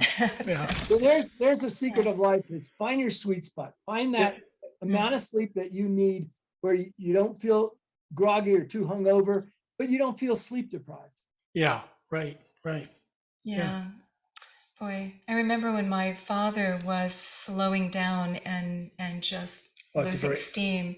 My mother, who's very Swiss, like clockwork, like he was like, honey, come and lie down with me. And it's 11 o'clock in the morning. She goes, I can't do that. I'm like, mother, you get your butt in there. He's calling for you. He's scared. You get in there. And they raved about that moment. She went and crawled up and snuggled up with him. I took a picture of it. And she just said, thank you. There are times when you just need to Recognize the step transition outside your routine and and transitions have of a life higher itself. need. Yeah. Interesting. so And then there's babies. I mean, you see mothers with a baby in their arm, completely snoring and asleep, and they're pushing a vacuum cleaner, and the dog's barking. The kid has no awareness whatsoever of the outside world. Just that perfect deep sleep, and you look at that baby and you say, "God, I want to have that kind of sleep." What is it about babies and how they can sleep? And then they wake up and cry, wake you up. Yeah. did you have some kids? I didn't have any babies, but I read it in my the book. I gosh. read that in the book. In the first month, babies are sleeping about 18 out of 24 hours, almost Wow. like dogs and cats. Wow. And interestingly, half of that is REM sleep. Hmm. Now, what do babies dream about? Well, they can't form memories until they're about 2 years old, so we have no way of accessing it. But some ideas are that it's neurologically programming the brain Right, that makes sense. for imagery, Mhm. maybe not episodic memories, of course, but Right. imagery, colors, sounds, integrating all that these pictures are going on, and it's programming the brain before it's able to lay down memories. Hmm. And Well, then aren't by you- about the age of 2, we'll settle down to about 8 to 10 hours and a little more than 2 hours of REM sleep, and that 2 hours of dream sleep stays constant the rest of our lives. That's interesting. But as a little tiny baby, aren't you building a lot of those neural networks? That's what Aren't he's you saying. responding from the outside stimuli? Isn't it necessary in your movement to just build that network? So that makes sense. And actually, Laura, it's in a little bit way the opposite. When modern adult minds have about 84 billion neurons. Okay, when we're born, it's double that. Right. It's about 160 billion neurons. And what happens is the leading theory is that it's called apoptosis or apoptosis, mispronounced. You're culling It's some of programmed that. cell death. You're losing neurons, but you're keeping the ones you need for your culture, for your sounds. If you're in the Kung tribe, you'd be very sensitive to different sounds and clicks, but not in our culture. Right. So you lose that So neuron. you're building a network, but it's more like tearing off the things you don't need. Hmm. That is so fascinating. That's interesting. It's kind of like junk DNA, right? You're equipped with a whole lot, and then it depends on what is needed in that particular environment that you're growing up in, right? So something will be expressed and something else won't. Yeah. That makes sense. And coming Well, back It to equips us well, Go ahead. right, for any eventuality. I just don't like calling it junk. oh, I yeah. know. I That's because agree. we don't know what it's doing, and that's what they did. They called it junk Oh, or it's like non-coding. Oh yeah, that's because our science right now may not be able to detect what it's really doing, and it may ultimately be junk. But I just a little maybe worried. like a black hole. I of- agree with yeah. you. It's not junk. It's all Oh, valuable but it's an aside. programming. It's an aside. No, I I understand. remember talking with Mark Plotkin, who spent Oh, a lot yeah. of time in the Amazon. Right. And I was asking him about, you spend time with these tribes, you're looking for the medicine, you're learning from them. what is their lifestyle like? And he said they don't sleep 8 hours, in his opinion. You are naturally waking up to do a perimeter check because you're in a jungle. It can be dangerous. And so, it's that you're roused from sleep to check, make sure everything is copacetic, and then go back to Having sleep. your antenna What turned do you on. think about that? Are we adapted to, you talked about being up in the trees before these early ancestors got too big, but that'd be a lot of balancing, a lot of understanding about what. Well, I would bet still money. Of course, we're not EEG monitoring them, right? Yeah. Right. So if they're sitting and they go for that walk and then they sit down and they go, you don't know they took a short nap. They don't know they took a short nap. I would bet money they're getting their standard amount, the standard amount, universal amount of slow wave sleep. Mhm. And I would bet money they're getting their standard amount of REM sleep. That But makes sense. in periods over 24 hours, because we can adapt. We can do 3 hours on, 3 hours sleep, 6 hours off, 3 hours sleep. We can adapt. It just takes a while. And usually about 2 to 3 weeks to a month, you can adapt to almost any sleep schedule. As long in that 24-hour period, you're getting your slow wave delta and you're getting your REM sleep. Yeah. So Well, naps are good. Well, of course, coming back to the beginning of the conversation, should the university buy new EEG machines and need to get rid of the old ones were available?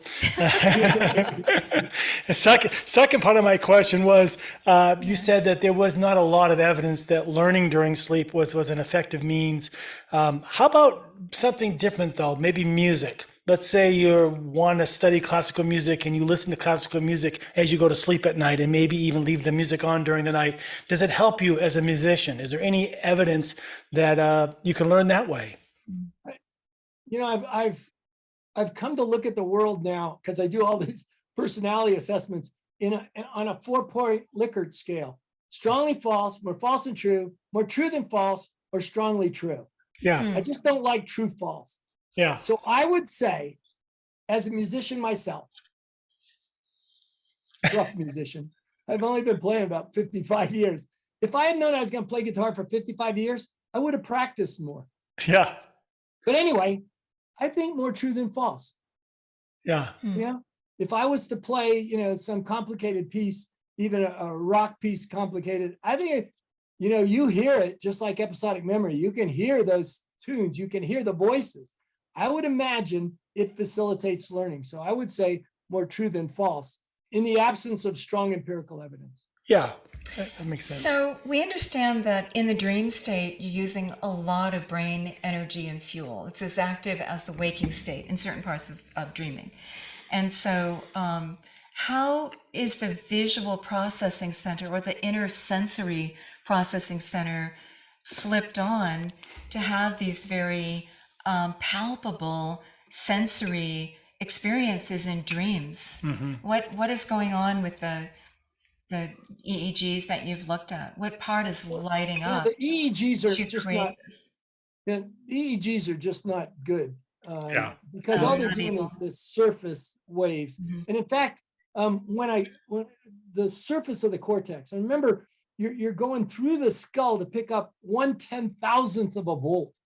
So if I have a person sleeping in the lab and they go like this and just squinch every muscle, I can't read the EEG. It's a mess of ink I got it. because it obscures any real deep, meaningful waves. We couldn't even study. There's a center of the part of the parietal lobes that's really involved in episodic memory, recalling memories and making future ideas and pictures, okay, called the precuneus. And it sits medial in the middle, but deep within the parietal lobe. We can't study it with an EEG. It doesn't work. So we still need better physiological techniques to know exactly what's going on in REM sleep. What's happening in the blood work, or what's happening in the oxygen rate, or what's happening in the movement, what's happening in other measures that you Other can measurements. access. But I mean, even that, we're Not just enough. at the limits of our science because, Mhm. physiologically, you're going to look at MRI activity by sugar metabolism. The activity. Is there any activity of a cell that's beyond that? Probably. But so we have these crude measures. I mean, imagine people where there's, for the sex chromosomes, an X and a Y or two X's, right? Mhm. And there's 3 billion genes lining this chromosome. And we have people looking down a microscope going, looks like an X. Mm-hmm. Do you know how intellectually disabled we are when we Yeah. look down a microscope and say it's an X, it looks like a Y, when it's far more complicated than that? So Mhm. when we ultimately establish neurological bases for trances, difference from trance, from dreams, from simple mentation, Right. it's not going to be for a while. Yeah. We need the hardware to improve. That's a really good point. What would you go about it if you got funding? How would you start to Yeah, I'll write a check today. What do you need? approach the problem? What are some clues that you've run into that might lead to If it something to snowed measure? yesterday in Colorado, I'd start first by moving my lab to the Bahamas. He's a maverick, isn't he? Oh, good answer. Especially this time of year. Yeah. You met Tony earlier. Tony has recommended having little notebooks so that you can record just the meaningful moments or coincidences or dreams or insights, just raw data, and then leave a page blank, and then maybe come back to it and maybe continue the story.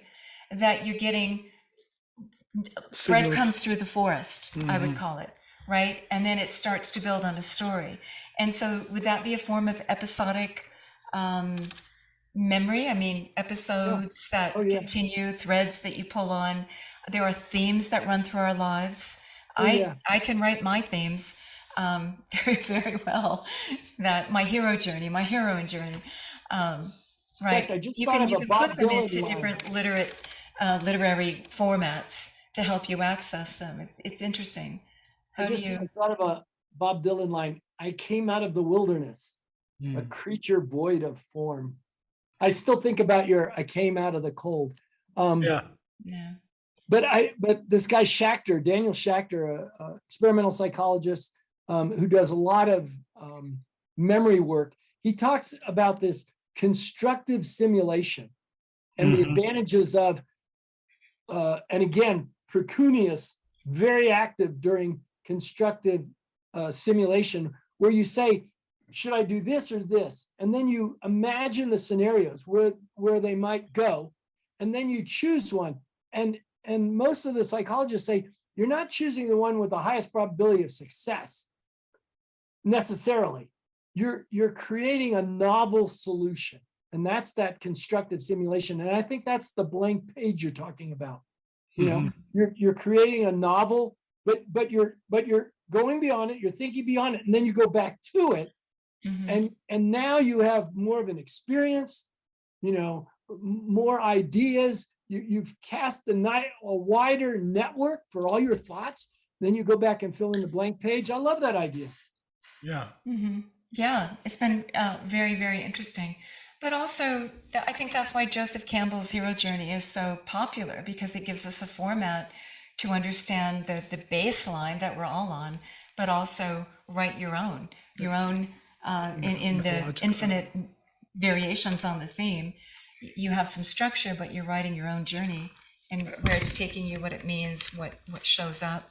I enjoyed the dance of the myth along with what we know from a scientific perspective. It's fun to combine both worlds and follow that poetic journey as well. Yeah. Elizabeth said there's a theory in early childhood development that Native American traditions use, headboards that strap infants to the mother's back, restricting gross body movements, allowing for more right brain development at that stage of life. Cradle boards. The cradle board. Do you want to speak to that, Elizabeth, and turn on your mic if you so choose? It's interesting because they look horrifying to us, but we met Cindy Bradley, wife of Bruce Bradley, in an old farmhouse in Cortez, Colorado. And we walk in and they were the lead archaeologists on Crow Canyon, among other things. But she's looking at Anasazi, that's not the right term anymore, ancient Pueblo, ancestral Pueblo bones. She had them all laid out on this giant oak table. And she picks up one of them and I said, Cindy, how are you reading these bones? Tell me what you're looking at, decode them for me. She picks up this tiny little infant skull and it's got a flat back. And she said, cradle board. And I said, my knee-jerk reaction, oh my God, like being bound, like, in a straitjacket. She goes, no, they love it. Kids love it. And it allows the mother to have a pointed board and park it where she's working. And then you pick up and you go park it, and then she's doing this. And I'm like, okay, I just saw Mesa Verde with those cliff dwellings and sheer cliffs on the edge. I understand the need to contain your kids from running off the cliff, But Elizabeth, do you want to speak to that? Obviously, you have more to share. I think she has. How comforting it apparently is. Yeah. Not really. That was just something my mom told me, and there was some thought that kind of impacted like the right level of artistry in their jewelry making and their cultural expression that we don't have in the West. Yeah. And also she was the cultural anthropologist, and she said that's how they learn. Kids observe. They're right there. They're not pushed off in a nursery alone. But the concept of right brain development, that'd be interesting to look at, to study, what is that? to understand if that actually happens. So yeah, what are the studies? If that's the case, go tie me up. Yeah.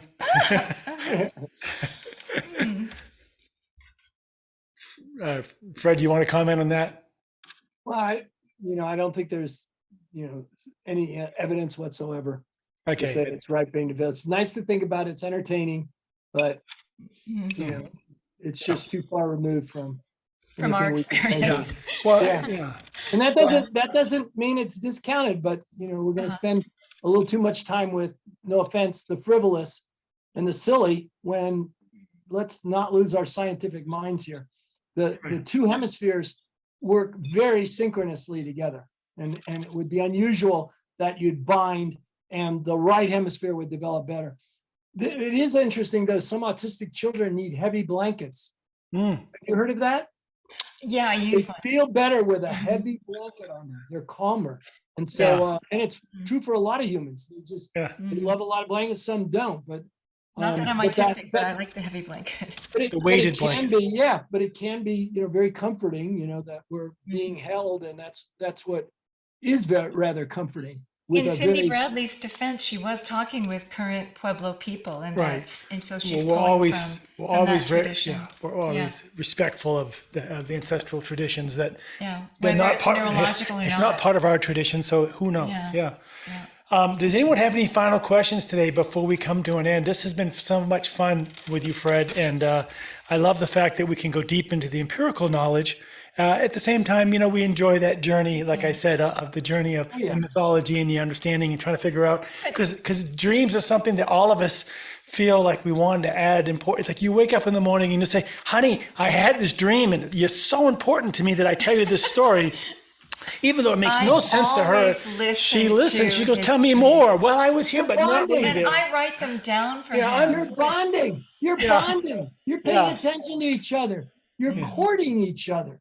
You're courting each other. It's beautiful. And I don't mean to be a wet blanket, but I am a wet blanket sometimes.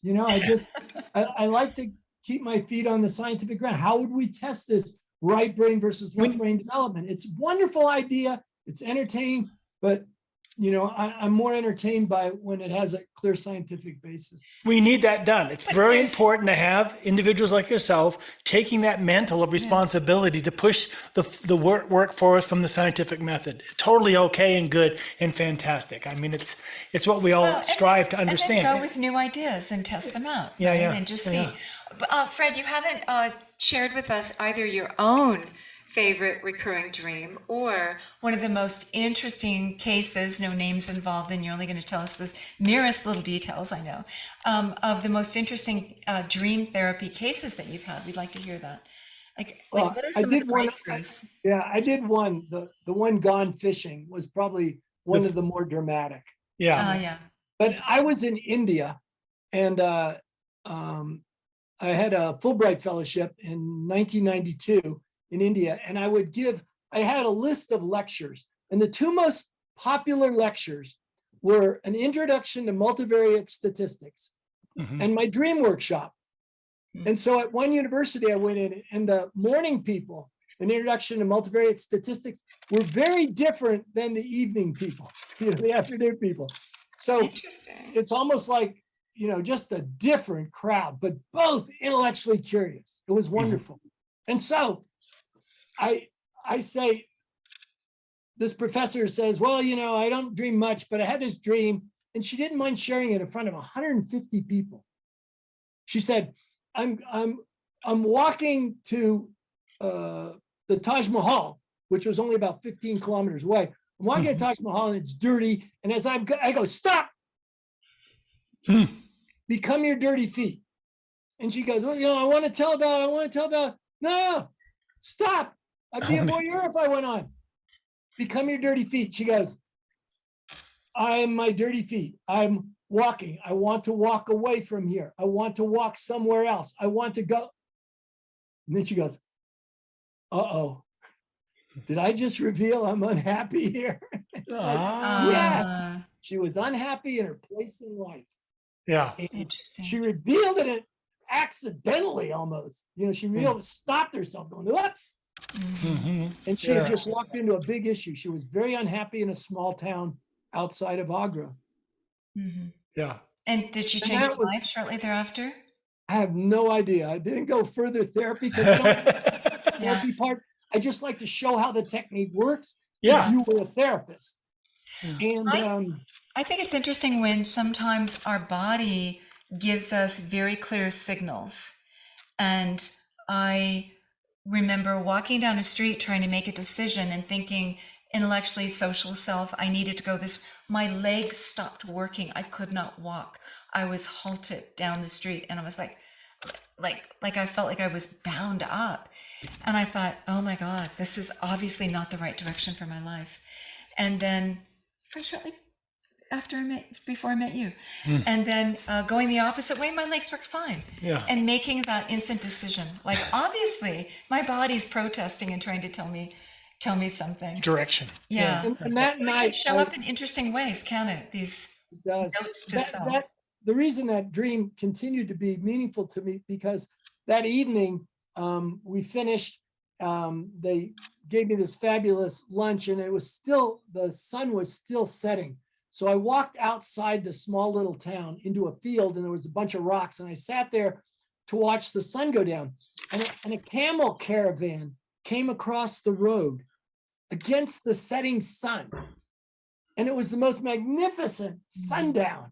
And I was like, how lucky am I? I'm a professor being paid on a Fulbright in India. Yeah.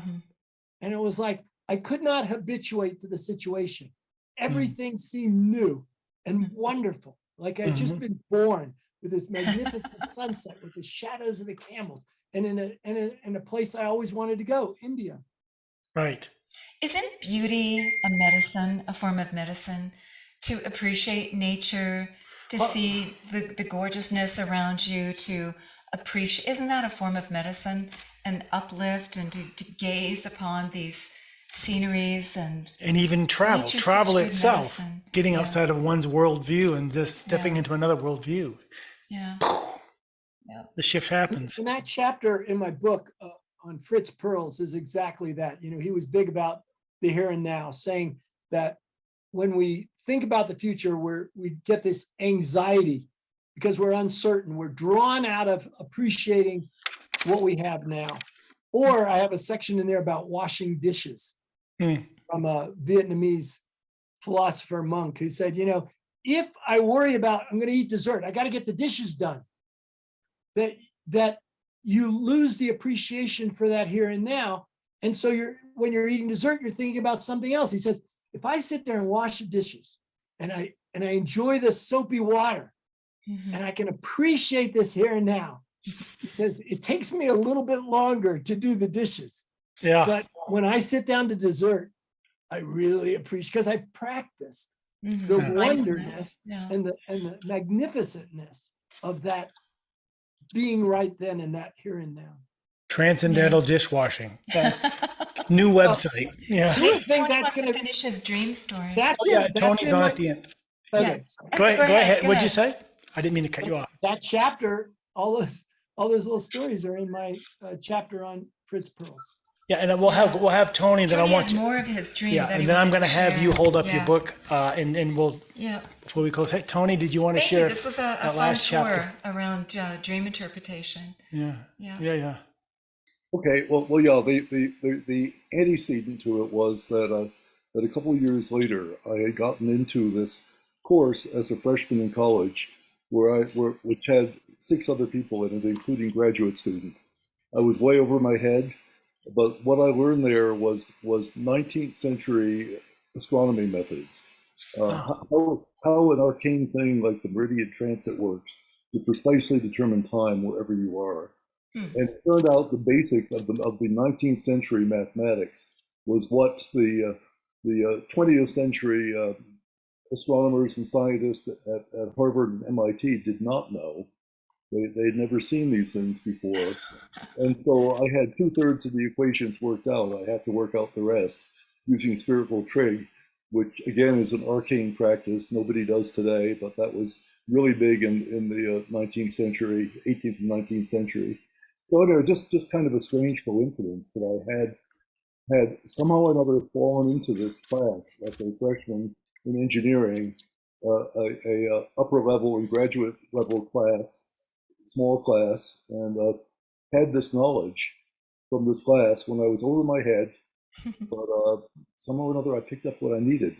And that's come to play in a number of other areas, including the gnomon theory, but that's another story. But it's kind of magical on that. So anyway, well, thank you for listening. Yeah, thank you, Just the Tony. That's a beautiful- association seemed kind of rare. Yeah, Yeah. Oh, and Thank you, Tony's Tony. a fan of Carl Sagan. I was surprised to see Carl Sagan quoted in your book on dreams, along with Jung and Freud and the rest of them. What did Carl have to say about dreams? Well, some of the parts I liked were this notion that some of the most common dreams are falling and being preyed upon, predators. And so he said that's part of our evolutionary history. Very consistent with Carl Jung saying this million-year-old mind, we've got all these images, ideas, themes, almost predilections based on our long, long evolutionary history that makes us dream about certain things. And how common is it in real life that we would fall? I mean, OSHA makes sure we can't fall from anything. Right? It's got so many rules. You can't go anywhere without it. You can't fall. yeah. Yet we go to sleep and it's one of the most common dreams. But Lucy was dreaming about falling 3 million years ago, falling out of her nest in a tree. So my mother, when she was playing golf, read a book called Psycho-Cybernetics that she really appreciated. And it was about practicing your swing and getting your body into the groove and just building it into the memory, body memory, yeah. my eye-hand mind coordination. Do you think that maybe part of that is rehearsing what you're going to do when you're falling or when you're chased by a predator? Are we rehearsing and getting our senses, quickened and our reflexes tuned to respond? Yeah. I mean, do you think One there's theory I talk about in there, two fellows I like, and this Finnish psychologist also, Raivon Suo, say it's threat simulation. And what threat simulation does is it prepares you when you wake up. yeah. So even socially, somebody says something mean, you're into you in the dream, you're more likely to be prepared for that person when you're waking. But also threats like predators. You're gonna, if a co-ed dreams of being preyed upon by some big college fellow or somebody attacks her in the dark, she's not going to park in the dark Right. on campus. So she'll be more prepared. And that's the threat simulation. And that seems to be evolutionarily advantageous. So that was the part of Sagan that I liked, replaying our evolutionary history. That makes sense. Yeah. Yeah. But evolution, last question, birds, mammals, a lot of mammals, insects, they even say spiders are REM eyes, and one of the spiders, like so many people, dolphins, fish, are doing some kind of quiescent period. Is it sleep? Might they dream? What do you think? Because it's not just us. We're not the only ones gifted with this bounty of Well, that, dreaming. you know, that debate about when did sleep really start, you know, the start of the animal kingdom was probably 600 million years ago with comb jellyfish and sponges. But the real animal kingdom started about 545 million years ago with flatworms. And flatworms seem to have very rudimentary nervous systems and very rudimentary brains, but they seem to have quiescent periods. So it looks like, given that we have sun and the moon, or dark and light over a 24-hour period, and they alternate, right? That it's not surprising we develop niches for either not being active, saving our metabolism, or being active and taking advantage of other people sleeping. But whatever, we find our niche, and most of them are not nocturnal. They're diurnal niches where most animals are active during the day. So the debate about when sleep started is rather fascinating. But based on fishes, and based on earlier than fishes, earlier, probably fishes have periods where they're slower and faster. And so certainly when we got to reptiles, there's definitely periods where they're absolutely inert. And we know that they're having slow wave sleep. Yeah. Wow. Sun goes down, they're not too active. Yeah. Yeah. So, wow. Thank you so much, Fred. This has been just quite a wonderful jaunt around the science of sleep. Yeah. The Why don't you dream- hold up, science of dream interpretation. Yeah. hold up your book? Yeah. Oh, for yeah. everybody. Yeah, so we can see it. You know, Fred is a professor of psychology, University of Colorado, Colorado Springs. He's a member of the Association of Psychological Sciences, the European Society of Human Evolution, the Society of American Archaeology, and International Union of Prehistoric and Protohistoric Sciences, just to name a few.